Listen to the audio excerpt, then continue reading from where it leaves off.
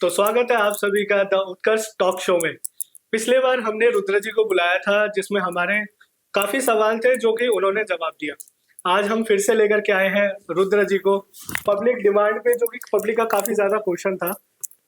तो इस पॉडकास्ट में इन सारे क्वेश्चनों का जवाब हमें मिलने वाला है। तो रुद्र जी आपका स्वागत है। धन्यवाद जी मेरा। तो रुद्र जी कैसे हैं आप? लास्ट मैं वाला पॉडकास्ट काफी बढ़िया रहा था। बहुत अच्छी बात है कि अच्छा रहा, लोगों के सवालों के जवाब उन्हें मिले, एक अच्छी बात है। और बुलाने के लिए दोबारा धन्यवाद। लोगों के काफी सारे क्वेश्चन थे जिसका जवाब हमें टाइम की वजह से पूछ नहीं पाया आपसे। तो इस बार इस पॉडकास्ट में आपसे कुछ सवालों का जवाब पूछेंगे। तो पहला सवाल ये है कि लोग पूजा करते हैं, ठीक है? पूजा करने के बाद भी उनके ऊपर तंत्र क्रिया कैसे हो जाती है? देखो, ये निर्भर करता है कि पहली बात तंत्र क्रिया कैसी है, दूसरी बात आप कैसी पूजा कर रहे हो। भगवान की जैसे हम नॉर्मली पूजा करते हैं। नॉर्मली भगवान की पूजा कर रहे हो तो समझने की जरूरत है कि आपकी पूजा से क्या इतनी सक्षम पूजा है आपकी कि तंत्र क्रिया से आप बच सको। दूसरा, अगर आपके ऊपर तामसिक तंत्र हो रहा है, यानी जिसमें दारू चढ़ाई जा रही है, इसमें दारू का इस्तेमाल हो रहा है, मतलब गलत तरीके हाँ, से मतलब किसी तरह के मांस का इस्तेमाल हो रहा है, ठीक है, वो तामसिक तंत्र तामसिक देवताओं को दिया जाता है। उनकी शक्ति इतनी उग्र होती है, इतनी ज्यादा होती है कि वो फिर आप पे तंत्र होता ही होता है आपकी, मतलब घर में जैसे आपकी पूजा हो। दूसरी बात, आप कैसी पूजा कर रहे हो घर में, क्या आपके कुल देवता कुल देवी सशक्त हैं, आपने उनकी अच्छे से सेवा की है, क्या आपने अपने पितरों की सेवा अच्छे से की है, क्या आप अपने इष्ट का कोई मंत्र जाप कवच आदि का पाठ करते हैं नहीं करते हैं, क्या आपकी पूजा नियमित है, क्या पूजा में आपको गलती तो नहीं कर रहे हैं। ऐसी बहुत सारी बातें हैं जिनका ध्यान रखा जाता है। अगर वो सब सही है, उसके बाद भी अगर तामसिक तंत्र है और आप सात्विक हो, आपका तंत्र सात आप पूजा आराधना आपकी सात्विक चल रही है, तो आपका तंत्र हो सकता है। फिर क्या आप कितनी मात्रा में कितनी, मतलब होता है बहुत से आप इष्ट के कवच होते हैं, हर देवता का एक कवच होता है। जैसे शिव जी का कवच है, माँ भगवती दुर्गा का कवच है, गणेश जी का कवच है, हर भगवान का कवच होता है। तो अपनी सुरक्षा के लिए जो जिसका इष्ट होता है, जैसे मेरे इष्ट शिव जी है तो मैं शिव जी के कवच का पाठ आदि करूंगा। तो क्या आप अपने इष्ट का पाठ कर रहे हो कवच का, तो सुरक्षा कैसे होगी? अगर बहुत से लोग ये करते ही नहीं है, उनको पता ही नहीं है, तो इस वजह से तंत्र क्रिया भी हो जाती है। आपकी कुल देवी, आपने आराधना नहीं करी, कुल देवी सबसे पहली रक्षा करने वाली कुल देवी और कुल देवता होते हैं। किसी के कुल देवी होते हैं तो किसी के कुल देवता होते हैं। तो क्या उनकी आराधना ठीक से हो रही है? बहुत से लोगों को पता ही नहीं है कि हमारी कुल देवी कौन है, हमारे कुल देवता कौन है। पितरों के लिए सेवा ठीक से नहीं हो रही है, पितर अगर सेवा ठीक से नहीं हो तो जल्दी शक्ति अंदर आ जाती है आपके घर के अंदर और आपका काम खराब करती है।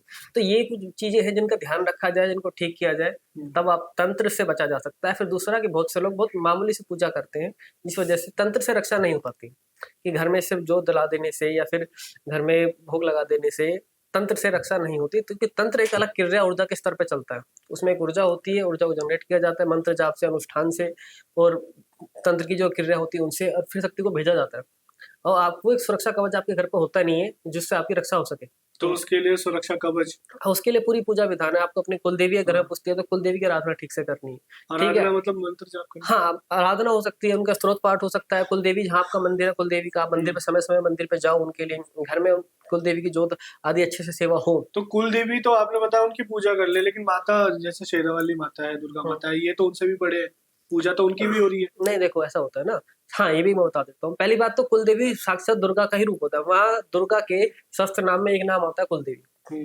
तो यानी कि दुर्गा माता की कोई ना कोई रूप किसी व्यक्ति के कुल की कुलदेवी बनी हुई है जो पूज रही है, यानी दुर्गा माता ही। ठीक है, बहुत से लोग कुलदेवी नहीं भी पता है तो ओम ह्रीम कुलदेवी नमः इस मंत्र का जाप करेंगे तो कुलदेवी को प्रसन्न कर सकते हैं, पहली बात। दूसरी बात कि आप कह रहे हैं कि शेरा वाली माता या अन्य आदि माता की पूजा कर रहे हो, उनसे भी बड़ी है। पर कुल देवी, अगर कुल देवी आपकी नाराज है ना, तो आप शिव जी की पूजा कर रहे हो, किसी अन्य देवी की पूजा कर रहे हो, वो आपके ऊपर कृपा नहीं कर सकते, क्योंकि एक्सेस वहीं से मिलता है। कुल देवी आपके द्वार पे होती है खड़ी। अगर कुल देवी आप पे प्रसन्न नहीं है तो किसी देवी देवता को कृपा के लिए अंदर नहीं आने देगी। अगर वो आप पे रुष्ट है तो तंत्र भी हानि से आ जाता है, क्योंकि आपने उनको प्रसन्न करके नहीं रखा। पहले वो नाराज है और दूसरा कोई करता है तो वो रोकती और भी दिक्कत हो जाती है। तो कुल देवी को प्रसन्न करना बहुत जरूरी है, या कुल देवता को प्रसन्न करना बहुत जरूरी है। पहले उस बात का ध्यान रखें। पितरों के लिए सेवा होनी बहुत जरूरी है, क्योंकि पितर पहले रक्षक होते हैं। पितर, कुल देवी, कुल देवता, फिर और रक्षा में भी और देखी जाती है। अगर रक्षा की जाए तंत्र से और बचना तो आपके ग्राम देवता होते हैं, जिन्हें क्षेत्रपाल भी कहा जाता है, उनकी कृपा भी होनी चाहिए। हर ग्राम के अलग अलग देवी देवता होते हैं। तो पूजा के साथ साथ कुल देवता और कुल देवी जो है उनका भी पूजा करना बहुत जरूरी है। बहुत जरूरी है अगर आप तंत्र से बचना चाह रहे हैं। तंत्र से भी और मतलब घर की भी रक्षा, हाँ, घर की जो रक्षा बीमार हो देखो, जाते हैं, अगर जिस तबीयत पे खराब तंत्र है, नहीं, जैसा भी कुछ है जिस पे तंत्र उसको नहीं है, तो हाँ। कुल देवी का फिर क्या काम है? कुल देवी का काम है कि आपके घर में सुख समृद्धि बनाना। कुल हम्म, देवी का काम है अगर आप उनकी सेवा कर रहे हो तो दुर्घटना से आपकी रक्षा करना। कुल देवी का काम है कि आपकी तरक्की करना। कुल देवी का कार्य होता है कि फिर आपको अध्यात्म के मार्ग पे लेके जाना। तो ये कुल देवी का कार्य, अगर तंत्र क्रिया नहीं हो रही है तो अगर आप उनकी आराधना करते हो तो आप यहाँ पे ये लाभ होंगे। कुल देवी का कार्य होता है कि संतान घर में नहीं हो रही है किसी को, तो कुल देवी की कृपा से संतान होती है। कुल देवी कुल देवता जो एक ही बात है, ठीक है। तो यहाँ पे इनको स्ट्रॉन्ग करना बहुत जरूरी है। अच्छा। हम्म। तो ये तो जवाब आपने दे दिया। इसी से ही जुड़ा हुआ एक और सवाल है मेरा हम्म। कि लोग चलो पूजा कर रहे हैं, अच्छे कर्म कर रहे हैं, हम्म। ठीक है, उनके साथ फिर भी बुरा हो जाता है, और जो बुरा कर्म कर रहा है उसके साथ काफी अच्छा होता है। मतलब उसके वो पूजा भी नहीं कर रहा, हम्म। दिन भी नहीं देख रहा, नॉनवेज खा रहा है, हम्म। तो उसका अभी देखते हैं कि काफी अच्छा हो रहा है। मतलब हाँ, मैं ये बात उसका वो क्यों होता है? इसका जवाब मैं देता हूँ। होता ये है कि कोई व्यक्ति जो अच्छा कर्म कर रहा है वो फिर भी उसके साथ बुरा हो रहा है। वो हाँ पूजा भी कर रहा है, वो ये भी सोच रहा है कि मैं किसी का अहित भी ना करूँ, कुछ हाँ, गलत भी ना करूँ, किसी को झूठ भी नुकसान भी नहीं ना बोल पहुंचाऊं, रहे, झूठ भी हाँ ना बोलूं, वो सब ईमानदारी अच्छी चीजें सोच रहा है, पर से, फिर ठीक भी है। वो कष्ट में है। वो कष्ट में क्यों है, मैं ये समझना है। उसके कष्ट का कारण उसके पिछले पिछले जन्म के पाप कर्म है, इसलिए वो कष्ट में है। और भगवान की कृपा से वो इस जन्म में खुद को अच्छा बनाने की कोशिश कर रहा है हम्म और उन कष्टों को भोग रहा है, तो वो हम्म, असल में अपने पाप कर्मों को ही भोग रहा है, पूरा पिछले जन्म पिछले का। जन्म के। जो व्यक्ति अच्छा बुरा कर रहा है पर सुख भोग रहा है, वो सुख क्यों भोग रहा है? क्योंकि वो सुख भोग रहा है अपने पुण्य कर्म के कारण से। पिछले जन्म में उनके जो पुण्य कर्म थे वो अच्छे थे, इस वजह से इस जन्म में वो सुख भोग रहा है। पर वो वहां पे ये गलती कर रहा है कि वो अब पाप कर्म कर रहा है, हम्म तो इससे जो अगला जन्म होगा या बाद में भविष्य में उसको उनके उस पाप कर्मों के दंड मिलेगा। मिलेगा वो कब मिलेगा? जब उसके वो जो पुण्य कर्म है जिनसे वो सुख भोग रहा है वो जब नष्ट हो जाएंगे, खत्म हो जाएंगे। और ज्योतिष में हम देखते भी हैं कि हर 9 ग्रह होते हैं, 9 ग्रह में से हर ग्रह की महादशा होती है जो व्यक्ति के पूरे जीवन में रहती रहती है। मतलब एक एक करके ग्रह की दशा आती रहती है, अनंत दशा भी आती रहती है। हम्म तो वहां पर यही देख सकते हैं कि हम अब सारे ग्रह किसी के अच्छे नहीं होते, हम्म, अच्छा बुरा दोनों। अब हमने पुण्य और पाप दोनों तरह के कर्म करे इसलिए हम मनुष्य बने। अगर हम पाप कर्म करते तो कोई जानवर कुत्ता कुछ बनते, ठीक है। पुण्य कर्म करते बहुत ज्यादा तो हम शायद देवता बन जाते, पर हमने दोनों मिक्स तरह के कर्म करे हैं इसलिए हम इंसान बने, हमको मौका मिला कि भगवान की शरण प्राप्त कर ले।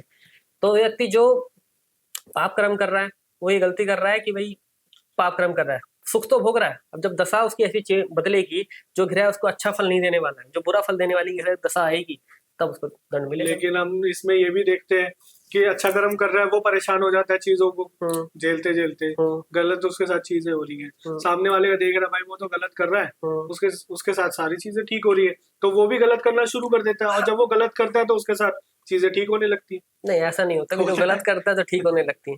असल में देखो यहाँ पे एक चीज सिंपल सी समझने के लिए बात है। आप शनि से सब डरते हैं, हाँ शनि बुरा ही फल देते हैं, हाँ पर शनि अच्छा फल भी देते हैं। राहु से हाँ सब डरते हैं, केतु से सब डरते हैं। पर यहाँ एक बात समझो, किसी व्यक्ति की मान लो कुंडली में शनि की महादशा लगी, हम्म शनि की महादशा 19 साल की होती है, और ज्योतिष ने हमने देखा कि उसमें भी शनि अच्छा फल देने वाला नहीं है इसकी कुंडली में, तो समझ लो कि 19 साल उस व्यक्ति के लिए खराब है। मतलब उस व्यक्ति ने कोई ना कोई तो ऐसा पूर्व जन्म में कर्म करा था, बुरा करे थे, जिससे 19 साल तक वो उसे भोगेगा। अब दूसरी बात, अगर वो अच्छा बुरा कर्म करने लगता है, अब दूसरी बात जब भगवान की आराधना करते हैं ना, अच्छा कर्म करते हैं, खुद को सुधारने की कोशिश करते हैं, तो होता ये है कि हमारे भगवान क्या करता है, उसको भाई थोड़ा जल्दी 19 साल है थोड़ा जल्दी कर दो। इसलिए से लोग कहते भी है अगर आप अच्छे से रह रहे हो, चीजें अच्छे से कर रहे हो, तो शनि जाते जाते सुख दे जाता है। हम्म, तो आपने क्या सेवा करनी शुरू करी, आराधना शुरू करी, भक्ति शुरू करी, तो जो पाप कर आपको 19 साल में भोगने, वो शायद आप 10 साल में भोग के निपट जाओ। होता है ऐसा। ऐसा होता है, तो ये चीज है। अब वही है कि जब आपने पूजा करनी शुरू करती है, ये भी इसलिए होता है कि लोग जब पूजा करनी शुरू कर देते हैं ना तो उनके साथ ज्यादा कष्ट आने लगते हैं। वो कहते हैं यार मैं तो और ज्यादा परेशान हूँ, क्या फायदा फिर इतनी पूजा करने का, भगवान की पूजा करके और दुखी हो रहा हूँ। असल में आपने भगवान की पूजा करी, भगवान ने आपको अवसर दिया कि भाई जल्दी अपने कर्म भोग ले फिर सुख भोगियो। हम्म अब ये हम लोगों को ज्ञान नहीं होता है किसी इन विषयों का, तो लोगों को लगता है मैं भगवान की पूजा करता हूँ तो ज्यादा परेशान हो जाता हूँ, वो व्यक्ति बुरा कर्म कर रहा है वो फिर भी सुख भोग रहा है। तो ज्ञान ना होने के कारण से व्यक्ति के ऐसे दिमाग में स्थिति होती है, अब इसलिए ये बता रहा हूँ मैं यहाँ पे। उसके साथ गलत हो रहा है तो वो तो कुछ ना कुछ ऐसा सोचेगा ना हाँ, वो कि अब यही तो अब बात है। इसी से ही जुड़ा हुआ एक और सवाल है मेरा हम्म। कि चलो आपने कर्म बता दिया अच्छा कर रहा है वो, हम्म। मतलब अच्छा कर रहा है उसके साथ अच्छा हो नहीं रहा, हम्म। कर्म अच्छा कर रहा है, बुरा सामने वाले का देख रहा है वो बुरा कर रहा है उसके साथ अच्छा हो रहा है, ठीक है, उसने अपने मन को मार लिया, हम्म। अब वो पूजा पाठ में लगा हुआ है, सारी चीजें सही कर रहा है, हम्म। भगवान से प्रार्थना भी कर रहा है, हम्म। तो भगवान से प्रार्थना कर रहा है, चीजें सही कर रहा है, क्या भगवान उसकी सुन रहे हैं? क्या भगवान सुनते हैं? इस यही एक सवाल है कि मतलब प्रार्थना जो भी करते हैं, जितने भी श्रद्धालु हैं, क्या भगवान उनकी बातें सुनते हैं? पहली बात तो हाँ, भगवान प्रार्थना सुनते हैं। क्यों? क्योंकि शिव गीता में वर्णन आता है कि भगवान शिव कहते हैं राम जी से कि मेरे हर ओर मुख है, ठीक है, मैं सब जगह देखने वाला हूँ, हर ओर मेरे नेत्र है। और मैं अपने शिव भक्त के सदैव समीप रहता हूँ। हम्म, तो जब अगर भगवान का मुख हरोर है तो उनके कान भी हरोर है, उनके नेत्र हरोर है, ठीक है, और वो अपने भक्त के सदैव समीप रहते हैं, तो जब प्रार्थना की जाती है तो सुनते भी हैं। पर समझने वाली बात ये है कि आपने कैसी साधना की है, कैसी आराधना की है। अगर आपने साधना आराधना नहीं की है तो आप किसी तीर्थ स्थल पर जाकर प्रार्थना करते हैं। क्यों वहां जाकर प्रार्थना करते हैं? क्योंकि वहां पर एक तंत्र का एक नियम है। जब किसी एक मंदिर की, किसी विग्रह की स्थापना की जाती है कहीं किसी मंदिर में, फिर उस पर आराधना की जाती है, उसके आगे हवन किए जाते हैं, उसके आगे जाप किया जाता है।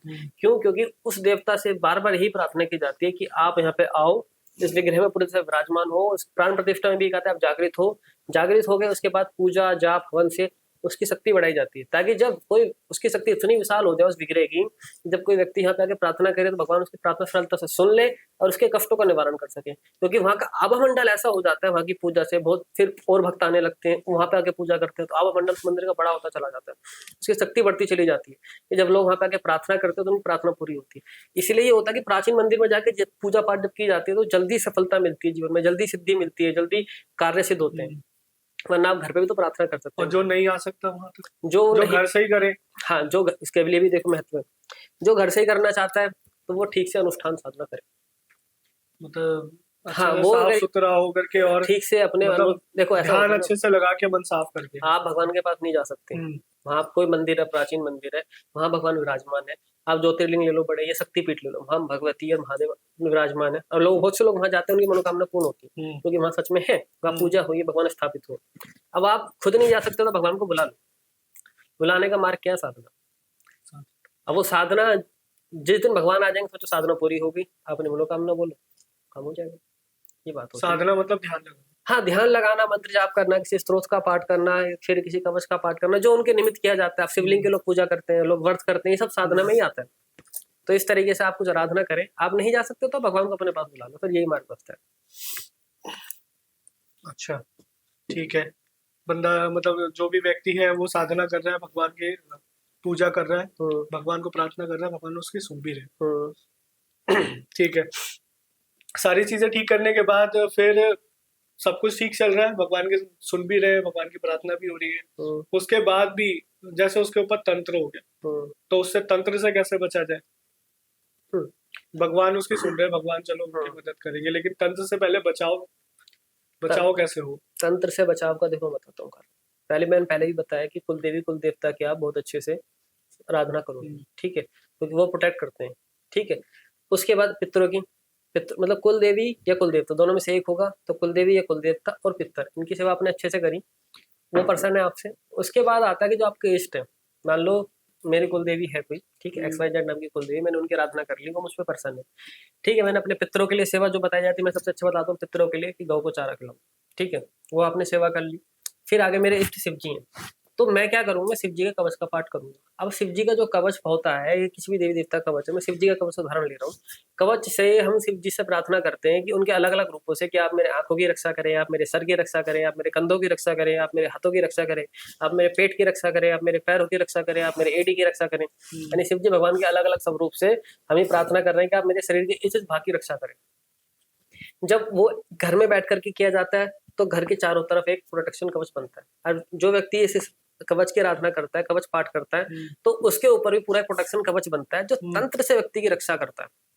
अब व्यक्ति के जो भौतिक सुख में हानि हो रही है तंत्र क्रिया के कारण, चाहे स्वास्थ्य खराब हो रहा है, चाहे धन हानि हो रही है, या अन्य कोई हानि हो रही है, वो कवच पाठ से उसका निवारण हो जाता है।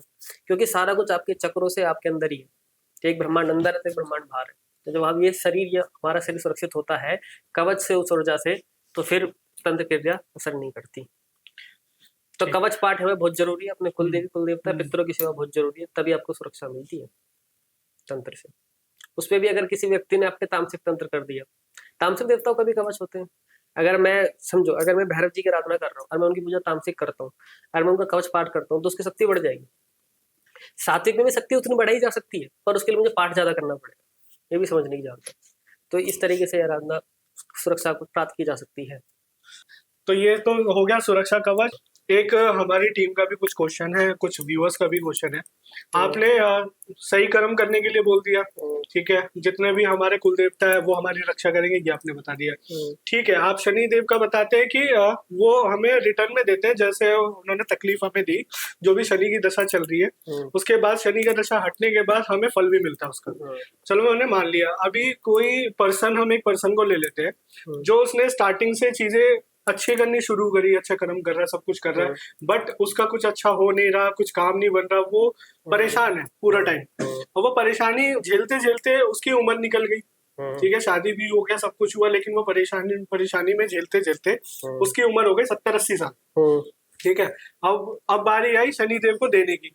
अब 80 साल के बाद शनिदेव ने देना शुरू किया। अब बंदा ना वो चल सकता है, ना वो सुख को भोग सकता है, ना वो पैसे कहीं कहीं घूम सकता है परिवार के साथ, तो वो ऐसे सुख का फायदा क्या, है ना। तो बचे 10 साल में उसने दे दिया, चलो अब इस टाइम पे इतनी उम्र भी नहीं है, बंदे 50-60 से ऊपर जी जाए उतना है ही नहीं, कि पहले तो जी भी जाते थे 100-100 साल, बट अभी ऐसा नहीं है, तो चलो देना शुरू किया। अब वो सुख कब भोगेगा?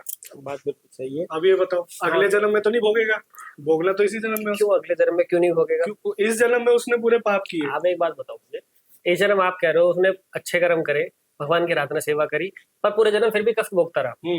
उसने जब पूरे जन्म कष्ट भोग लिए, मतलब पिछले जन्म के पाप कर्म इतने ज्यादा थे कि पूरा जन्म ही लग गया सेवा आराधना करने के बाद भी कष्ट भोगने में।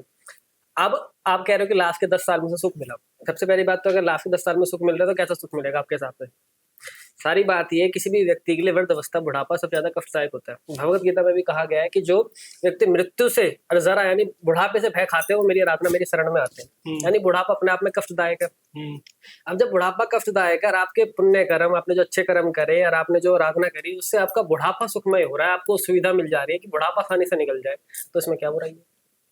पहली बात है। दूसरी बात, फिर आपने सेवा, अगर आप इस बात को मान रहे हो, बिलीव कर रहे हो कि मुझे पिछले जन्म के कर्मों का फल इस जन्म में मिल रहा है, तो इस जन्म के पुण्य कर्मों का फल भी अगले जन्म में मिलेगा। अब पहली बात, कितनी ऐसी कथाएं उनमें ऐसा वर्णन आता है कि व्यक्ति ने सेवा की, आराधना करी, कष्ट भोगा, पर अगले जन्म में उसको अच्छे कुल में जन्म मिल गया, अमीर घर में पैदा हो गया, राजा घर में पैदा हो गया, उसको ये सुख मिल गया, ब्राह्मण घर में पैदा हो गया, तो इस तरह का सुख मिलता है। लेकिन पूरे मतलब पूरी जिंदगी उसने तो सत्कर्म किए, ठीक है, भगवान का नाम लिया, लास्ट में जाकर के उसको मिल रहा है सुख, तो उसे उस सुख का फायदा ही नहीं है, वो तो फिर उसको नकारेगा ही ना कि मेरे तो किसी वो काम का ही नहीं है। देखो मैं कथा सुनाता हूँ छोटी सी, सुनना, चलो उससे देखते हैं कि आप क्या समझते हैं।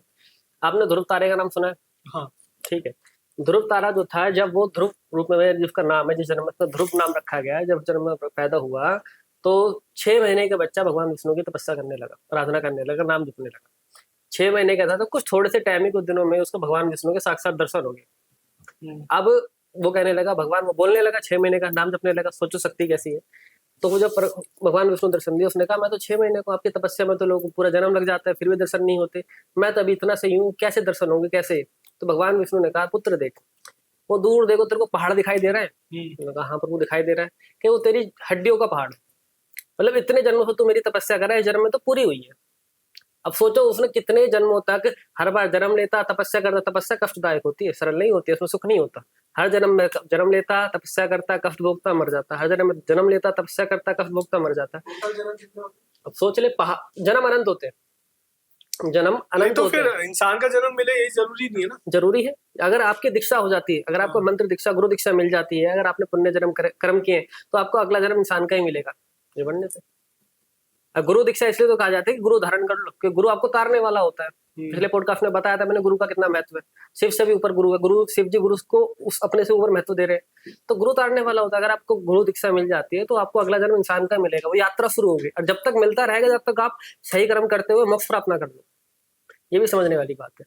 तो उसने कितने जन्मों तक कष्ट भोग करके भगवान विष्णु की तपस्या आराधना करी, तब जाकर के उसे वो भगवान विष्णु एक 6 महीने के बालक जब था तब दर्शन दिए। और फिर देखो आज ध्रुव तारे को हर कोई जानता है, उसे आकाश मंडल में एक तारे का स्थान मिला और उसे मोक्ष प्राप्त हुआ। तो हमें ये समझना है, या तो आप इस चीज पर पूरी तरह से बिलीव करो ही मत, अब ये भोगो, अब मर जाओ, और जब मरोगे, जब यात्रा शुरू होगी, तब पता चलेगा क्या होता है। क्योंकि ये तो शरीर है, आत्मा तो हमारा, आत्मा मरती नहीं है, आत्मा तो जन्म लेती रहेगी जब तक मोक्ष नहीं मिल जाता। साइकिल होती है, चलती रहती है। 7 जन्म का कॉन्सेप्ट नहीं होता है कि 7 जन्म भोगने, 7 जन्म अनंत जन्म चलते रहेंगे। पिछली पॉडकास्ट में मैंने बताया था कि भीष्म पितामह को 100 जन्मों के बाद कष्ट भोगना पड़ा था, तो 7 जन्म का कॉन्सेप्ट कहाँ से आया? हिंदू धर्म में तो नहीं है 7 जन्म का कॉन्सेप्ट। तो बस यही बात है समझने की।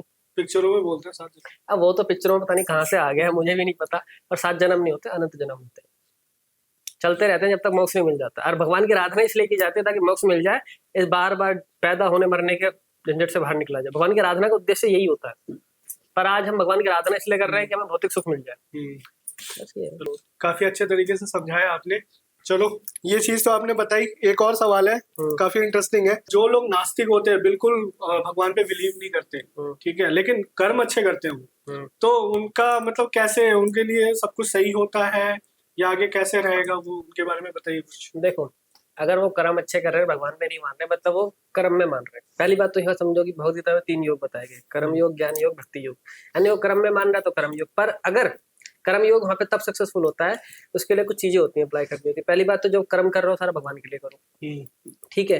दूसरी बात, हाँ, सारा कर्म भगवान के लिए करना होता है, आपको समर्पित करना होता है। भगवान आपके लिए कर रहा है, आपको समर्पित है। अगर ये भी नहीं कर रहा तो कर्म योग नहीं। पर दूसरी बात, अगर वो व्यक्ति अच्छे कर्म कर रहा है, भगवान में मानता है नहीं, तो भगवान को क्या समर्पित करेगा। पर वो अच्छे कर्म कर रहा है तो क्या होगा, अगर वो पाप भोग रहा है,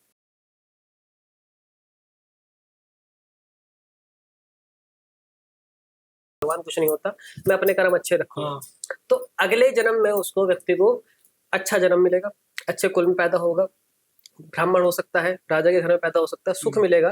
दूसरा, भगवान की भक्ति करने का अवसर मिलेगा। ये चीज होगी उसके साथ, ताकि उसे अवसर मिले, ताकि वो मोक्ष प्राप्त कर सके। अब एक सवाल ये उठता है कि क्या खाली अच्छे ही कर्म करे, भगवान को ना माने तो हमारा कुछ हो सकता है। अगर आप समझो हमें मोक्ष प्राप्त करना है, यानी बार बार पैदा होने या मरने के क्रम से बाहर निकलना है, तो भगवान की, ईश्वर की आराधना जरूरी है, या फिर कर्म योग, ज्ञान योग, भक्ति योग, कुछ किसी चीज का अनुसरण करना जरूरी है। अगर आप कुछ भी नहीं कर रहे तो खाली क्या कर्म करने से हो जाएगा? खाली कर्म, पुण्य कर्म करे, अच्छे कर्म करे तो मोक्ष मिल जाएगा? नहीं मिलेगा। क्यों नहीं मिलेगा? इसके पीछे एक कथा आती है, इसका वर्णन है। एक राजा था, उस राजा ने इतने अच्छे कर्म करे, इतने अच्छे कर्म करे कि वो सारा शरीर ब्रह्मा जी के लोक चला गया। ब्रह्मा जी के लोग, ये सोच लो, शिव जी के लोक से नीचे, ठीक है, सबसे ऊपर जो 7 लोग है, 7 लोग में सबसे ऊपर ब्रह्मा जी का लोक है। तो सात शरीर ब्रह्मा जी के लोक चला गया। वह शरीर, 7 शरीर जा नहीं सकता कोई भी, पर वो शरीर के साथ चला गया। वहां पे कुछ सालों तक रहने के बाद में उसे वापस नीचे भेज दिया पृथ्वी पे, जाओ तेरे पुण्य कर्म खत्म हो गया, अब तू जा वापस। तो वहां पर आता है, तो फिर वो किसी व्यक्ति से पूछता है, किसी से पूछता है कि मेरे साथ ऐसे ऐसे हुआ, मैं क्या करूँ। तो उन्होंने कहा कि तुम लोमेश ऋषि हैं, ऋषि उनके पास जाओ, उनसे दीक्षा ज्ञान लो, वो तुम्हें बताएंगे मुक्ति का मार्ग क्या है, मोक्ष का मार्ग क्या है। तो वो लोमेश ऋषि के पास जाते हैं। लोमेश ऋषि से कहते हैं कि मेरे साथ ऐसा हुआ कि मैं, पुण्य कर्म तो मेरे अच्छे थे, उसके प्रभाव से मैं सारा शरीर ब्रह्मा जी के लोक चला गया, पर कुछ समय तक सुख भोगने के बाद में 4 मुख वाले ब्राह्मण ने मुझे वापस धरती पर भेज दिया। यानी ब्रह्मा जी को कह रहे हैं कि 4 मुख वाला ब्राह्मण, ठीक है, क्योंकि ब्रह्मा जी ब्राह्मण ही, तो 4 मुख वाले ब्राह्मण ने मुझे धरती पर वापस भेज दिया। हे गुरुदेव, मुझे ये बताएं कि मैं कैसे मोक्ष प्राप्त करूं, कैसे बार बार इस चक्र से बाहर निकलूं। तब लोमेश ऋषि उनको शिव जी की दीक्षा देते हैं, शिव जी का ज्ञान देते हैं, तपस्या करने के लिए कहते हैं। उनके पुण्य कर्म अच्छे थे। पुण्य कर्म का प्रभाव, जैसे मैंने बताया कि अगर पुण्य कर्म अच्छे, भगवान आपको अवसर देगा कि आप उनकी भक्ति करो। उनको अवसर मिला, फिर वो एक नदी किनारे जाकर के भगवान शिव की आराधना करते हैं। 7 दिन की तपस्या के बाद जो उन्हें दीक्षा, उन्हें ज्ञान गुरु से मिलता है, भगवान शिव प्रकट होते हैं और फिर उनको मोक्ष प्रदान करते हैं। तो पुण्य कर्म का प्रभाव ये होगा। आप किसी की सत्ता में मानते नहीं हो, उसका मतलब ये नहीं कि सत्ता उसकी है नहीं। आपको अभी पता नहीं चल रही, भविष्य में पता चलेगी। वो भविष्य शायद अगले जन्म में हो या उससे अगले जन्म में, पर होगी जरूर। तो आपने इसका जवाब दे दिया, ठीक है। अब मैं इसका एक और क्वेश्चन आपसे पूछता हूँ कि चलो ठीक है, बंदा ना भक्ति बहुत अच्छे से कर रहा है, इसमें भक्ति नहीं था, कर्म अच्छे कर रहा था, लेकिन बंदा भक्ति अच्छा कर रहा है, लेकिन कर्म उसके बिल्कुल बेकार है, मतलब बंदा बिल्कुल ही गलत रास्ते पे चल रहा है, लेकिन भक्ति बहुत अच्छे कर रहा है। तो उसके लिए क्या कहेंगे आप? उसके लिए कहेंगे, जैसा रावण देखा, रावण का सुने आपने कथा, रावण का विनाश हुआ, ऐसे उसका भी विनाश होगा। रावण शिव जी का महाभक्त था, उसका तो घमंड था ना, उसके ऊपर घमंड था, पर शिव जी की आराधना की उसने शिव जी के ऐसे ऐसे अनुष्ठान करे जो सामान्य व्यक्ति नहीं कर सकता, ठीक है। उसको इतना ज्ञान था कि पूछो मत। उसने, शिव जी का महाभक्त था, राजी माना जाता है कि रावण शिव जी का बहुत बड़ा भक्त था। स्त्रोत की रचना करी, एक तंत्र लिखा, शिव जी से तंत्र का ज्ञान भी लिया उसने, रावण ने, ठीक है। शिव जी के बहुत निकट था। पर जब इतना सब कुछ करने के बाद भी उसने अपना अधर्म नहीं छोड़ा, अपना पाप नहीं छोड़ा, तो भगवान विष्णु ने उसको नाश किया। यहाँ पे एक चर्चा भी आती है जो मुझे स्मरण है, मैंने कहीं सुनी थी, किसी सन्यासी से सुनी थी मैंने यूट्यूब पर ही। तो कहते हैं कि जब रावण शिव जी की आराधना करता है, शिव जी प्रकट होते हैं, तो वो कहते हैं कि रावण तुम मेरे, शिव जी कहते हैं रावण से, तुम मेरे प्रिय भक्त हो, पर अपना तमस तुम त्याग दो, यानी अपने पाप कर्म को त्याग दो, ताकि तुम्हारा उद्धार और कल्याण हो जाए। तो रावण कहता है, हे भगवान शिव, मैं आपका परम भक्त हूँ, अब मेरी ऐसी अवस्था हो चुकी है कि मैं अपने तमस को त्याग नहीं सकता, क्योंकि मैं इतने वर्ष तो उससे तमस में रह चुका हूँ, पाप कर्मों की ऐसी लत लग गई है कि मैं उससे पाप कर्म त्याग ही नहीं सकते। आप ही मेरा कुछ कल्याण करें। तो वो ऐसा बोल करके फिर वो कथा खत्म हो जाती है वहाँ पे। तो भले ही आप भगवान की भक्ति भी कर रहे हो, अगर आप सोचते हो भगवान की भक्ति करके आप अधर्म कर लोगे, पाप कर लोगे, दूसरों का अहित कर लोगे, तो आपका विनाश ही होगा, वो भगवान ही स्वयं विनाश कर देगा। और शिव गीता में ये वर्णन मिलता है। और सुनो, शिव गीता में अगस्त्य मुनि राम जी को बताते हैं, अगस्त्य मुनि कहते हैं, राम जी के पास जाते हैं और उनको ज्ञान देते हैं कि तू सीता के चक्कर में मत पड़, रावण को तू हरा नहीं सकता, रावण बहुत मायावी, बहुत शक्तिशाली है। तो वो कहते हैं नहीं, मुझे तो हराना है, मेरी पत्नी को किडनैप करके ले गया, मुझे वापस लानी। तो आप वैसे कोई उपाय बता सकते हो तो बताएं, मुझे ये ज्ञान ना दे। तो ठीक है, वो अगस्त्य मुनि कहते हैं ठीक है। तो शिव राम जी को शिव सहस्त्र नाम की आराधना बताते हैं। तो राम जी भस्म लपेट करके भस्म के आसन पर ही 3 माह तक शिव जी के शिव सहस्त्र नाम की लगातार तपस्या करते हैं। 3 माह की तपस्या के बाद शिव जी प्रकट होते हैं साक्षात। साक्षात जब शिव जी प्रकट होते हैं, फिर शिव राम जी को उठाते हैं और अपने रथ पर साथ में बैठाते हैं और बोलते हैं बताओ राम तुम्हारी क्या इच्छा है। तो फिर वो ऐसे से बताते हैं कि मुझे रावण को मारना है। तो फिर एक वो चर्चा चलती है, जो ज्ञान उनको देते हैं राम जी को, वो पूरा शिव गीता के नाम से मिलता है। अब अंत में शिव जी विलास में कहते हैं कि हे राम, सब जगह मैं ही हूँ, तेरे अंदर भी मैं ही हूँ, रावण के अंदर भी मैं ही हूँ, सब कुछ मैं ही बनाता हूँ, सब कुछ मैं ही नष्ट करता हूँ। रावण को मारने वाला भी मैं ही हूँ और रावण में मरने वाला भी मैं ही हूँ। ठीक है, तो तू रावण को मार करके प्रसिद्धि ले ले। ठीक है, रावण को मार करके तू प्रसिद्धि ले ले, खुश हो जा और अपनी पत्नी को वापस प्राप्त कर ले। तो अब यहाँ पे समझो कि जो रावण जिसने अधर्म करा, पाप करा, शिव जी कह रहे मैं ही उसे मारने वाला हूँ। शिव जी का भक्त है, शिव जी खुद ही अपने भक्त को मार रहे हैं क्योंकि उसने अधर्म करा। तो भगवान अधर्मी का साथ नहीं देते, ये समझना हमें जरूरी है। लेकिन वो भक्ति भी तो कर रहा है। भक्ति कर रहा है तो कोई नाश तो होगा ही होगा। अधर्म भगवान इस बात के आगे थोड़ी देता कि मेरी भक्ति के नाम पे अधर्म करते चले जाओ, नहीं मिलेगा, कुछ पुण्य नहीं मिलेगा। अपने अधर्म करा ना। अब वो वाली बात तो होगी वो ना, बराबर हो गया। मुंह में राम बगल में छुरी, कोई फायदा नहीं है, कोई फायदा नहीं होगा, वो आपका नाश होगा ही होगा। मतलब बुरा करने के बाद भी आप अच्छा कर्म करो तो उसका कोई फायदा नहीं। कोई फायदा नहीं, फिर सामने वाले का दिल दुख रहा है ना। बिल्कुल। जो सजा मिलनी है मिलनी है, जो आपने कर्म कर दिया उसको तो आपने भोगना ही भोगना है। अगर आप सोचो कि आपको बुरा कर्म करके उसको बच जाओगे तो नहीं बच सकते। एक तरफ बुरा कर्म कर रहा है, फिर सोच रहा है बुरा कर दिया, अब थोड़ा अच्छा कर दूं। नहीं, पश्चाताप होता है, पर पश्चाताप भी तब होता है जो आपको अपनी गलती का हृदय से आभास हो कि हाँ मैंने सच में गलत कर दिया, अब मुझे पश्चाताप करना है। और पश्चाताप में भी कष्ट दिया जाता है, खुद को तपस्या की जाती है, उसमें वो कष्ट भोगा जाता है, वो भी एक तरह का कष्ट जो भोगा जाता है पश्चाताप में। ऐसा नहीं कि बस बोल दिया भगवान मुझे माफ कर दो, पश्चाताप कर रहा हूँ। पश्चाताप के लिए क्या कर रहा हूँ? दान पुण्य कर दिया, हो गया मेरे पाप खत्म। तो अगर आपने हृदय से नहीं किया वो नहीं होगा। दान पुण्य जरूर थोड़ी कुछ दान पुण्य सोचे। कई ऐसी कथाएं आती है राजाओं की कि राजा के काल में अकाल पड़ गया, राजा को खुद रथ चलाने पड़ रहे हैं, ठीक है, ताकि उसकी प्रजा में अकाल जो खत्म हो जाए। क्यों उसको कष्ट भोगना पड़ रहा है? राजा को रथ चलाना पड़ रहा है, जो काम बैल करता है वो राजा को क्यों करना पड़ रहा है? ताकि प्रजा सुख भोग ले। तो राजा को पाप कर्म था इसलिए ऐसा हुआ। तो ये सब चीजें ऐसी होती हैं। तो अगर आप सोच रहे हो कि बुरा का बुरा मिलना ही है, मिलना ही मिलना है, और अच्छे का अच्छा मिलना ही मिलना मिलना ही मिलना है, ये भी सोच लो। है। एक चीज आप ये बताइए मुझे कि मैंने ना कहीं रील देखा था कि ज्योतिषी जितने होते हैं वो 15 मिनट ही सच बोलते हैं, उसके बाद वो झूठ बोलते हैं। क्या ये सच है?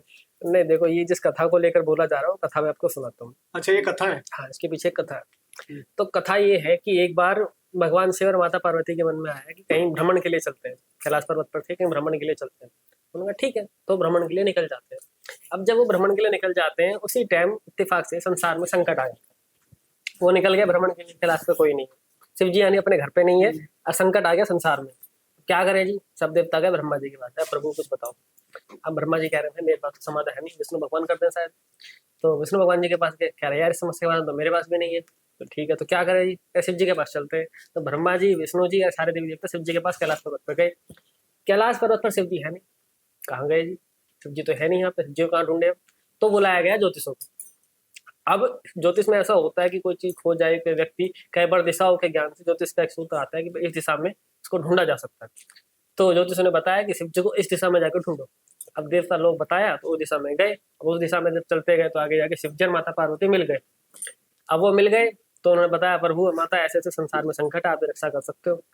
तो माता ने कहा रक्षा तो हम करेंगे, ठीक है, पर पहले बताओ हमें ढूंढा कैसे? हम इतने समय के बाद भ्रमण में निकले थे अकेले एकांत में, कैसे ढूंढा हमें? तो उन्होंने बताया कि ऐसे ज्योतिषों ने बताया हमें कि इस दिशा में मिल जाएंगे शिव जी। तो माता पार्वती ने सभी ज्योतिषों को श्राप दिया कि आज के बाद आज किसी भी ज्योतिष की गणना कभी भी 100% सच नहीं होगी, पूर्ण सच नहीं होगी।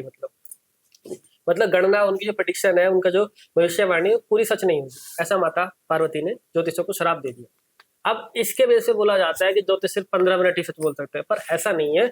यहाँ पे ये होता है कि जो सच ना बोलने वाली बात है, जब सच ना बोलने वाली है, मतलब वो जो प्रिडिक्शन वाली बात है कि उनका प्रिडिक्शन सच नहीं होगा, वो उसके ऊपर है कि भाई उसकी कैलकुलेशन कितनी अच्छी हो पा रही है। ज्योतिष में गणना लगाई जाती है, सूत्र अप्लाई किए जाते हैं चार्ट पे कि कौन सा ग्रह कहाँ किस राशि में बैठा है, किस स्थिति में बैठा है तो कैसा फल देगा, किसके साथ बैठा है तो कैसा फल देगा।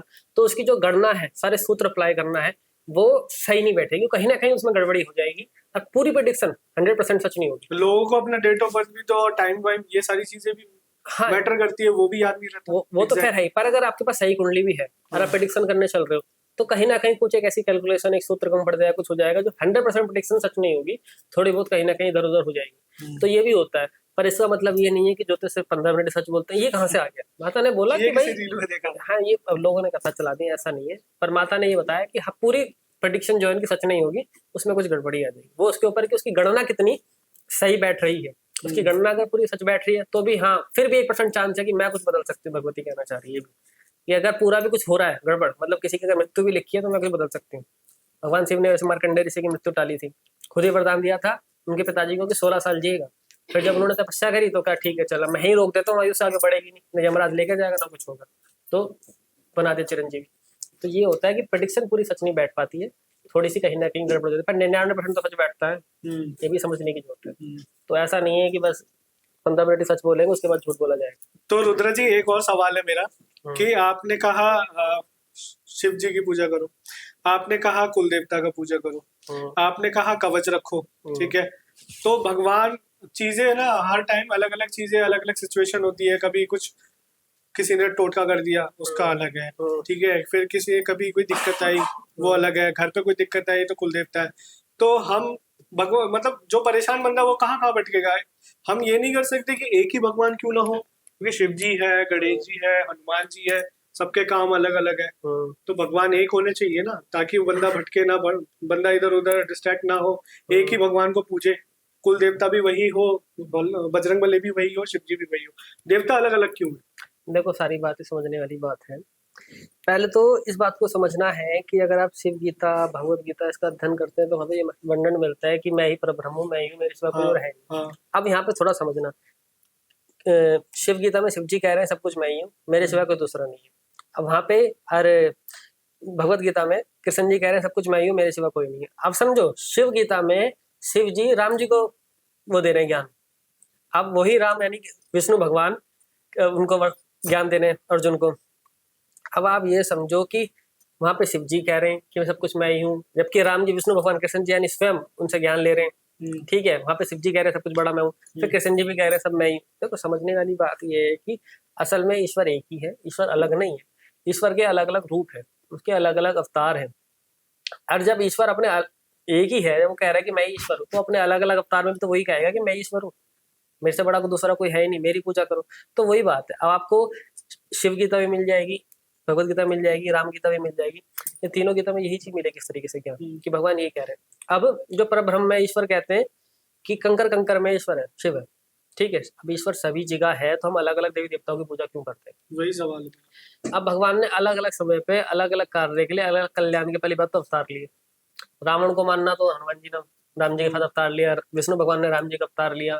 ऐसे अलग अलग जो परिस्थिति हुई, कृष्ण जी ने तो सीधा भगवान, सीधा भोले बाबा इनको खत्म कर सकते हैं? नहीं, सारी अब ये बात है कि सीधा क्यों नहीं खत्म कर सकते। आप सुनो, जब रावण के जो लड़का था, क्या नाम था उसका, मेघनाथ, मेघनाथ को जो उसको तपस्या करी, उसने वरदान मांग लिया कि उसने वरदान क्या मांगा कि मुझे वही मार सकता है जिसने 14 साल तक सोया ना हो। अब कौन है जो 14 साल सोएगा नहीं? है कोई? किसी का सामर्थ्य है? सबको सोने नींद आनी आनी रात को, फिर कौन अभी 14 साल तक जो सोए ना। अब ये भगवान ने देखा, इसने तो क्या वरदान मांग लिया। अब वरदान किसने दिया? ब्रह्मा जी ने। अब ब्रह्मा जी ने वरदान दे दिया। अब ईश्वर कह रहा है मैं ही हूँ, मैं ही शिव हूँ, मैं ही ब्रह्मा हूँ, मैं ही विष्णु हूँ। अब एक दूसरे की बात तो रखनी पड़ेगी ना। अब जब ब्रह्मा जी ने वरदान दे दिया उसके बाद विष्णु जी को, शिव जी को रखनी पड़ेगी। तो विष्णु जी ने अवतार लिया, जो लक्ष्मण जी को शेषनाग है, उन्होंने क्या करा, राम जी के साथ मैं जा रहा हूँ जी तपस्या पे, मेरी जगह कौन सोएगा? मेरी पत्नी सोएगी, मैं नहीं सोऊंगा। 14 साल तक लक्ष्मण जी नहीं सोए, इसलिए लक्ष्मण जी ही मेघनाथ को मार सकते थे, कोई दूसरा मार नहीं सकता था। ये समझो, जो जिसने जैसा वरदान मांग लिया, पूरी प्लानिंग करनी पड़ी ना वैसे। अब उसने भगवान ब्रह्मा जी की तपस्या करी, सेवा आराधना करी, उस प्रसन्न किया, फिर वरदान मांगा, उसका तो मान रखना पड़ेगा, वरना फिर उसको नहीं रखता तो क्या फायदा। तो इसका मतलब, कहने का मतलब ये जितने भी अवतार है, हनुमान जी, गणेश जी, लक्ष्मण जी, लक्ष्मी जी, जैसे भी जो भी अवतार है, सब किसी ना किसी कारण से अवतार लिए हुए, लेकिन है सब एक ही। सब एक है। देखो और बताता हूँ, पंच देवता होते हैं, शिव जी, दुर्गा माता, सूर्य भगवान, गणेश जी, विष्णु, ये 5 हैं। इन कहते हैं पंचदेवता में से भी किसी एक की आराधना करनी चाहिए। अब आप देखो, आप में से जिसकी भी आराधना करोगे वो कोई ना कोई इनका अवतार होगा। पहली बात तो ये समझना, अगर आप हनुमान जी की आराधना कर रहे हो तो हनुमान जी शिव जी का अवतार है, आप राम जी की कर रहे हो तो विष्णु जी के अवतार है। सूर्य को हम सूर्य नारायण कहते हैं, सूर्य की भी आराधना की जाती है। गणेश जी के भी अलग अलग स्वरूप है, गणेश जी की आराधना, ये सब 5 पर ब्रह्म ही है, ठीक है।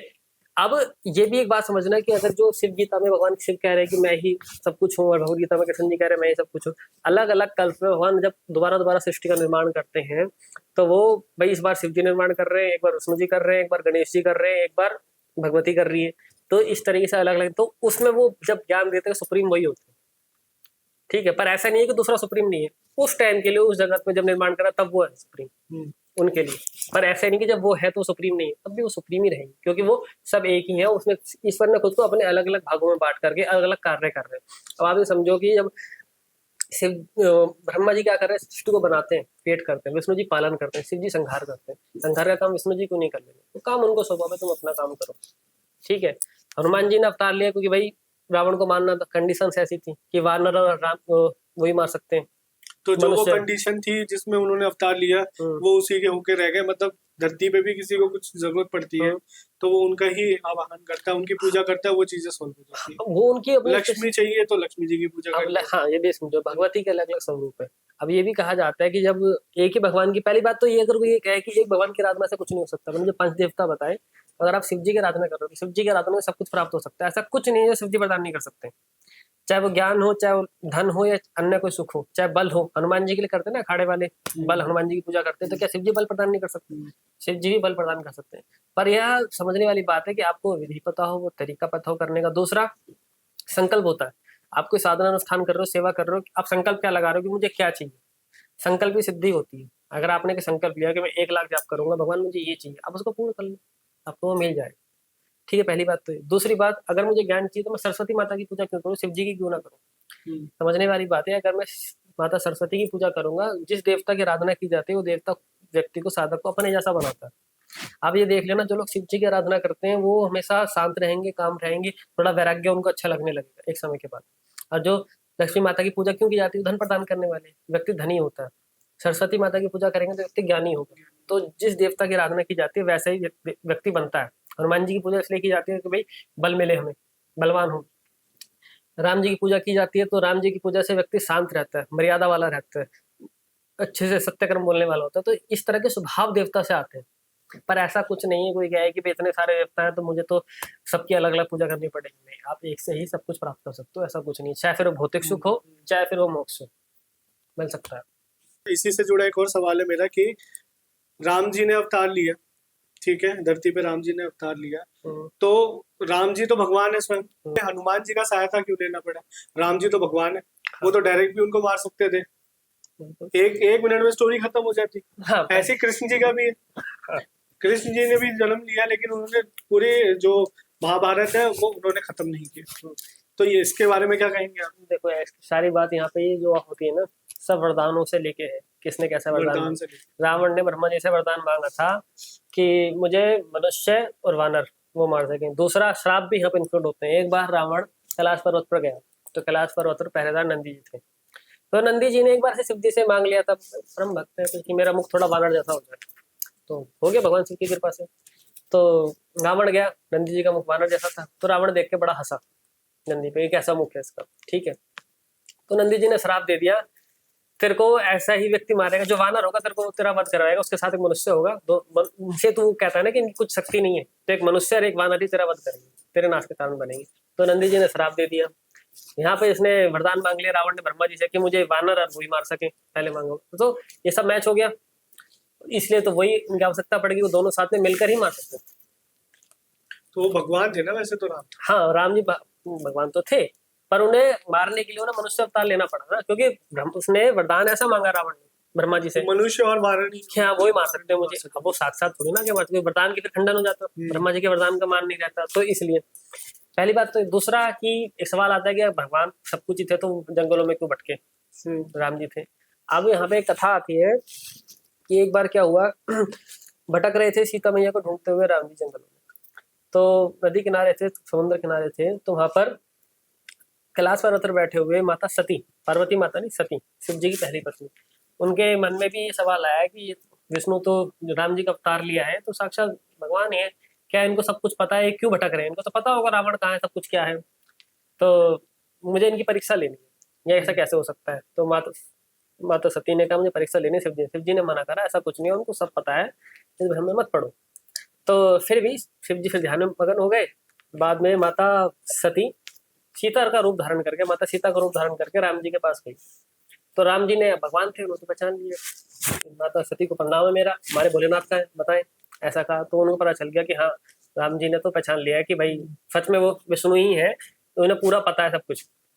अब इस बात से एक बात पता चलती है कि भाई वो अपना एक्ट कर रहे हैं, उनको पता सब कुछ है, वो नियम के साथ चलना वो नियम पड़ेगा, के साथ चल के अपना एक्ट कर रहे हैं कि भाई मुझे मनुष्य रूप में रहना, तो मनुष्य की मर्यादा में जितनी मनुष्य की लिमिट है उसमें रह करके कार्य करना है, शत्रु का नाश करना है, असुर का नाश करना है, तो भाई वो उसमें लिमिट में रह के चल रहे हैं। अगर वही भगवान ही मर्यादा को फॉलो नहीं करेगी, भगवान ने अपने नियम को फॉलो नहीं करेगा तो दूसरा क्या करे। तो इसी कारण भी भगवान को भी हनुमान जी की सहायता भी लेनी पड़ी, अवतार लेना पड़ा मारने के लिए, क्योंकि भाई उनके ही बनाए नियम थे, उनके अपने नियम से चलेंगे, चलना पड़ेगा, अगर अपने ही नियम से नहीं चलेंगे तो कैसे बात बनेगी। तो ये है पूरी कहानी इसके पीछे। तो हमारी टीम का भी कुछ क्वेश्चन है, जैसे लास्ट टाइम था, तो इस बार भी कुछ सवाल है, तो उनके सवालों का जवाब देते हैं और इस पॉडकास्ट को खत्म करते हैं। तो एक सवाल है, कोई भी पूछ सकता है। मेरा एक सवाल है। हाँ पूछिए जी। पंडित जी मुझे पूछना था कि सपोज हम राम जी की पूजा करते हैं, ठीक है, और पहले हमारा अयोध्या में राम मंदिर बीच में टूट कर, फिर हमारा दोबारा से अभी कुछ टाइम पहले अयोध्या में राम मंदिर, तो करीब करीब 100 साल लग गए राम मंदिर दोबारा बनने। क्या हमारे भगवान की इतनी शक्ति नहीं थी कि जल्दी उसी टाइम होकर के मंदिर दोबारा बना, या वहाँ पे भगवान रहते थे या नहीं रहते, या अभी मंदिर बना है तो यहाँ पे दोबारा भगवान रह गया। देखो पहली बात तो ये, भगवान ने त्रेता युग में अवतार लिया राम जी का, भगवान जी ने अपना कार्य किया, असुरों का नाश किया और ऊपर फिर चले गए वैकुंठ लोक। अब दूसरी बात, मंदिर की आवश्यकता किसके लिए, हमें चाहिए मंदिर, तो मंदिर कौन बनवाएगा, मंदिर की रक्षा कौन करेगा, हम करेंगे। हम करने में असफल रहे तभी तो उसमें मस्जिद बन गई। हमारी शक्ति इतनी नहीं थी, हमने इतनी आराधना नहीं की भगवान की, हमने इतना बल अपना नहीं बढ़ाया कि हम असफल हो गए मंदिर बनाने। मंदिर में पूजा हमें करनी है, भगवान थोड़ी ना हमारी पूजा करेगा, हमें भगवान की पूजा करनी है। भगवान हमारे लिए कि भगवान आप यहाँ विराजमान हो, हम आपकी पूजा कर रहे हैं, आप हमारी कामनाओं को पूर्ण करो, हम पे कृपा बरसाओ, हमारी रक्षा करो। पर उस मंदिर की, उस विग्रह की, उस स्थान की रक्षा तो हमें करनी है, क्योंकि मंदिर हमारे लिए है, हमें वहां पूजा करने हो जाकर के। आपके घर में घुस करके अगर आपका कोई घर छीन लेता, कब्जा लेता, उसके लिए कौन लड़ेगा, आप लड़ोगे, भगवान लड़ेगा कि मेरे भक्त का लड़ ले, आप लड़ोगे ना भाई साहब। भगवान कृपा तो कर सकते हैं ना कि हाँ चलो तुम्हें, देखो उसके लिए लड़ रहे हो तो मंदिर तुम्हें, भगवान कृपा कर सकते हैं, पर कि आप क्या कर रहे हो भगवान उस कृपा प्राप्ति करने के लिए, भगवान से आप सहयोग कैसे मांग रहे हो, उसके लिए आपका क्या प्रयत्न हो रहा है। अगर आपने प्रयत्न करे, थोड़ा विलम्ब हुआ, फिर मंदिर मिला स्थान दोबारा, ठीक है, तो इसी तरीके से होता है। तो मैं बस यही कह रहा था आपसे कि अगर राम जी के मंदिर के स्थान की, अपने घर की आपको रक्षा करनी है तो आपको खुद ही करनी पड़ेगी। आपको इतना सामर्थ्य होना पड़ेगा कि आप अपने स्थान की, अपने मंदिर की, अपने घर की आप रक्षा कर सको। अगर हम इतनी रक्षा करने वाले होते तो मुगलों का राज ना होता और अंग्रेजों का राज ना होता। कहीं ना कहीं कमी रह गई, तभी तो हुआ। इस बात को भी समझो, ठीक है। क्या हाँ हाँ, राम जी को सही है, आप राम जी को मानते हो, तो आप क्या कर, राम जी के भक्त हो तो आप क्या राम जी की पूजा आराधना के लिए नियमित करते हो, ये बताओ। मैं मंदिर में, अयोध्या में मंदिर भी जाता हूँ, ठीक है, हाँ मंदिर में जाते हो, आराधना भी करते हो राम जी की, बहुत अच्छी बात है। पर क्या अगर किसी स्थान पर, आपके घर पर, मंदिर पर आक्रमण होता है, कहीं हमला होता है, तो आप उसके लिए सामर्थ्य है कि आप कुछ कर सकते हैं। हाँ। कैसे क्या करोगे, तो रक्षा कुछ होता, बचाव तो करो। अगर आप असफल हो गए तो, अच्छा फिर बात, कोई मंदिर है, मान लो कोई मंदिर है, आप पूजा करते हो, आप जाते हो वहां पे, 100 लोग मान लो मंदिर में जा रहे हैं पूजा करने के लिए, और 1000 लोगों ने मंदिर पर आक्रमण कर दिया, ठीक है, आप 100 लोग लड़ लोगे, शायद आप लड़ भी लो, शायद आप जीत भी जाओ, पर अगर आप असफल हो जाते हो फिर क्या करोगे। और यही हुआ है इतिहास में कि हम असफल हुए, इसलिए कितने शिव मंदिर लूटे गए हैं, ठीक है, राम मंदिर तोड़ा गया है, इतनी ऐसी घटना इसलिए हुई क्योंकि बार बार असफल हुए, क्योंकि शक्ति कम थी। हमें इस बात को समझना होगा कि आज हमारे अयोध्या में जो मंदिर है उसमें राम जी विराजमान, बिल्कुल, जब प्राण प्रतिष्ठा होती है किसी विग्रह में, तो विग्रह में भगवान आकर के विराजमान होते हैं। और पहले भी राम जी थे तो बीच में फिर उनको, देखो पहले जो राम जी थे वहां पे विग्रह नहीं था। एक बात ये समझना, जब कोई विग्रह खंडर पड़ा रहता है ना, जहाँ पे कुछ नहीं होता, तो भगवान उसमें से प्राण विग्रह में से प्रस्थान कर जाते हैं, जब तक दोबारा ऐसी अवस्था ना बनेगी उसकी पूजा हो। अब मैं आपको एक कमरे में एक जगह बंद करके रख दूंगा, क्या होगा, पूजा होनी जरूरी है ना। भगवान की जब हम पूजा करते हैं तो हम क्या करते हैं, उनके पंचोपचार पूजा करते हैं, उनको फूल चढ़ाते हैं, उनको भोग लगाते हैं, उनकी जैसे सेवा होती है पूरी सेवा करते हैं, उनको वस्त्र पहनाते हैं। जब वहां पे कुछ हो ही नहीं है तो भगवान वहां क्या करेंगे? क्यों, अगर ऐसे ही था तो जो मूर्ति मिली थी पुरानी मूर्ति क्यों नहीं रखती, नई मूर्ति के ऊपर आकर के लगाएगी? ठीक है, तो ये समझने की जरूरत है कि भगवान उस विग्रह में से निकल जाते हैं, फिर जब दोबारा स्थापना होती है, चीजें होती है, फिर दोबारा क्यों मंत्र पढ़ने पड़ते हैं? प्राण प्रतिष्ठा के, विग्रह के प्राण प्रतिष्ठा के दोबारा मंत्र इसलिए तो पढ़ने पड़ते हैं, भगवान से प्रार्थना की जाती है आप आओ दोबारा से, आप स्थापित हो विग्रह में, ताकि हम आपकी आराधना कर सकें। फिर उसके बाद भी नियमित पूजा चलती है, तब विग्रह की शक्ति का पावर बढ़ती है। तो ये समझने की जरूरत है। भगवान तो राम जी तो चले गए, यहाँ पे जैसे भगवान बताते हैं कि कृष्ण जी वहाँ पे गलियों में घूमते रहते हैं, आज भी घूमते हैं। पहले भी घूमते हैं, आज भी दिखाते हैं कि वहाँ पे बहुत सारे न्यूज ऐसे कि बहुत खबर दिखा कृष्ण अलग अलग। तो ऐसा अयोध्या में राम जी घूमते हैं। हाँ, देखो ऐसी बात ही है ना, एक बात समझना कि ऐसा भी हुआ है, कथा अगर आप पढ़ोगे पुराणों में तो समय समय पर देवी देवता धरती पर घूमने आते हैं। पहली बात तो ये। दूसरी बात ये, राम जी ने जिस स्थान पे अवतार लिया था, क्या वो वैकुंठ लोक से दोबारा आके घूम नहीं सकते? उन्हें कोई रोक लेगा? कोई नहीं रोक सकता। दूसरी बात, भगवान आते हैं किसलिए? अपने भक्तों के लिए आते हैं। भगवान ने जब भी अवतार लिया अपने भक्तों के लिए लिए, संसार की रक्षा के लिए, कि मेरे भक्त संसार में रहते हैं, चाहे राम जी का हो, चाहे कृष्ण जी का हो, चाहे भरा अवतार हो या नरसिंह अवतार हो। नरसिंह अवतार लिया प्रहलाद के लिए खंबे से। तो जिस भी अवतार में भगवान प्रकट हो रहे हैं अपने भक्तों के लिए आ रहे हैं, फिर चाहे वो विष्णु भगवान हो, शिव जी हो, भगवती हो, गणपति हो, कोई भी हो, अपने भक्तों के लिए आ रहे हैं। अब मथुरा में भी ये होता है, कृष्ण जी दिख जाते हैं, दिखते हैं किसको? लेकिन जिसका हृदय पवित्र है, जिसने भक्ति आराधना की है, जिसपे इतना तप है कि वो देख सके। अब मैं एक बात बताओ, प्रेमानंद महाराज उन्होंने इतनी तपस्या आराधना कर लिया कि उन्होंने भगवान जी को नहीं देखा होगा, राधा रानी को नहीं देखा होगा, तो कहते भी कि उन्होंने शिव जी के साक्षात दर्शन करे गंगा घाट पे, तो उन्होंने अपने आप को इस काबिल बनाया है कि वो देखा है। दूसरी बात, उनके प्रभाव से आज कितने लाखों लोग, शायद करोड़ों लोग राधा नाम जप रहे हैं, भक्ति के मार्ग पे आगे, गलत काम छोड़ रहे हैं। तो क्या सब ऐसा कर पा रहे हैं? सब ऐसा कर पाएंगे तभी तो शक्ति बढ़ेगी। और दूसरी बात, कलयुग में यही होता है कि व्यक्ति धर्म काम छोड़ करके अधर्म में मती होती है। अधर्म में मती हो रही है तो अधर्म ही करेगा, धर्म में मती नहीं होगी। जब तक धर्म में मती नहीं होती तो हमारी रक्षा, भगवान हमारी रक्षा के लिए नहीं आने वाले। हमें खुद को धर्म के मार्ग पर चलना होगा, हमें उनकी इतनी आराधना करनी होगी, तभी भगवान हमारी रक्षा के लिए आएंगे। क्यों? अगर ये इस बात का सबूत भी है, प्रेमानंद महाराज की दोनों किडनी खराब है, कैसे जी रहे हैं भाई साहब? भगवान रक्षा कर रहा है उनकी, क्योंकि उन्होंने इतनी कर ली। हम सब मिलकर के जब इतनी आराधना करेंगे ना भगवान की, तो हमारे स्थान की, हमारे क्षेत्र की हमारी रक्षा होगी। हमें उतनी आराधना करनी होगी, उतनी तपस्या करनी होगी, उतनी साधना करनी होगी। और दूसरी बात, आज भी हिंदू है, पहले भी लड़ता था, विष्णु में लड़ रहा है, शिव में लड़ रहा है, विष्णु बड़े शिव बड़े, कोई बड़ा नहीं है, सब एक ही है। पहले तो ये लड़ाई छोड़ो, आज ही मिल जाएगी, कृष्ण जी का भक्त मिल जाएंगे, शिव जी को कहने वाले, शिव जी का मिल जाएंगे, कृष्ण जी को कहने वाले। अरे भाई एक ही है। पता है शिव जी का नाम है महादेव, सबने सुना होगा।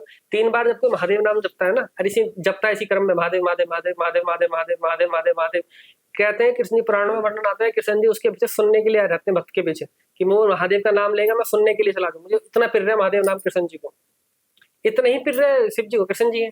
और हम आपस में लड़ रहे हैं कि कृष्ण जी बड़े कि महादेव बड़े। हमारी मूर्खता है, फिर भगवान में रक्षा के लिए क्यों आएगा जब हम ये लड़ते रहेंगे? तो यही बताओ।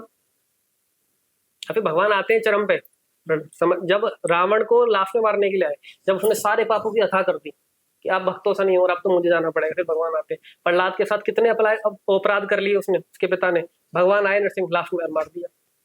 एक स्पेशल अवतार लेना पड़ा नरसिंह का, क्योंकि उसका वरदान ऐसा था, पर आए ना भगवान। तो हमें इतनी आराधना भक्ति करनी पड़ेगी कि भगवान हमारी रक्षा के लिए आए। और लड़ना तो हमें पड़ेगा। हम सोचे कि भगवान हमारे लिए लड़ेगा, नहीं, हमें ही लड़ना पड़ेगा। शुरुआत हमें ही करनी पड़ेगी। हमारे अंदर भगवान होता है, उसको तो पहचानो। वो कैसे पहचानोगे जब भगवान का नाम नहीं लिया, आपने आराधना भक्ति नहीं की, तपस्या नहीं की? ये समझने की जरूरत है।